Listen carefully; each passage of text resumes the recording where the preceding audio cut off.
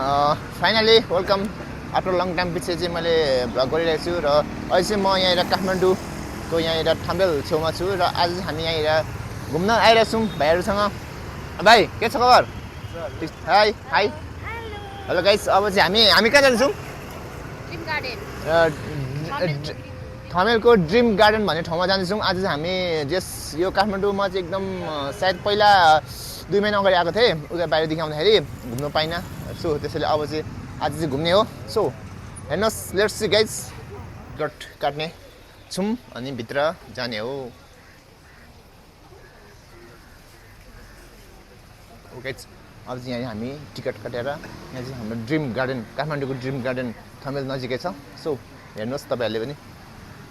Wow wow, यो चाहिँ starting पोइन्टमा चाहिँ यस्तो छ। सो गाइज लेट्स सी, हेर्नुहोस् हाम्रो के यो dream garden. Wow wow wow wow, nice, not bad and not good. त्यस्तो राम्रो पनि छैन, त्यस्तो नराम्रो पनि छैन, जस्ट वाउ।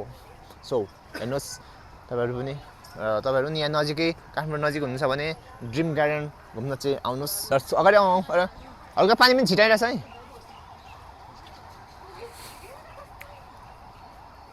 ओके, यो चाहिँ कस्तो दामी दामी रहेछ ठाउँहरू। ओके गाइज, अब चाहिँ हामी घुमिरहेको छौँ। त्यो सिजन होइन होला नि त।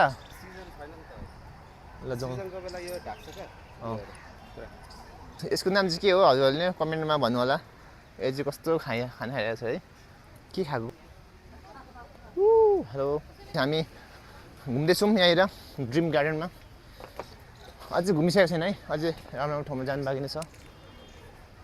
अहिले चाहिँ हामी कति जाउँ? फुलहरू पनि कस्तो दामी रहेछ। अब चाहिँ म ड्रिम गार्डन, हात्ती पनि रहेछ गाइस, हेर्नुहोस्। सेल्फी हान्नु है, सेल्फी हान्नु है। ओके गाइस, ओके अब चाहिँ हामीले यो यहाँ थमेल नजिकै यो ड्रिम पार्क पनि घुम्यौँ र एकदम इन्जोय भयो, फोटो पनि खिच्यौँ। अनि त्यहाँदेखि एकदम राम्रो रहेछ गाइस एकदम। र तपाईँहरू पनि आउनुहोस् यो ड्रिम पार्कमा। र ओके, र एसटिआर भ्लगलाई पनि सबैले माया गर्नुहोस्। ल आउनुहोस्। ल म के देखाउने छु गाइस, फलो मी। र यहाँ चाहिँ एकदम, यहाँ चाहिँ मेन भनेको यहाँ चाहिँ आऊ भाइ, यहाँ चाहिँ मेन भनेको यो ठाउँ चाहिँ यो ड्रिम गार्डन चाहिँ मेन जस्तो अब यो चाहिँ कपल्सको लागि रहेछ है, किनभने कपल्सको लागि एकदम राम्रो रहेछ। ल लेट्स सी, यता आउनुहोस्।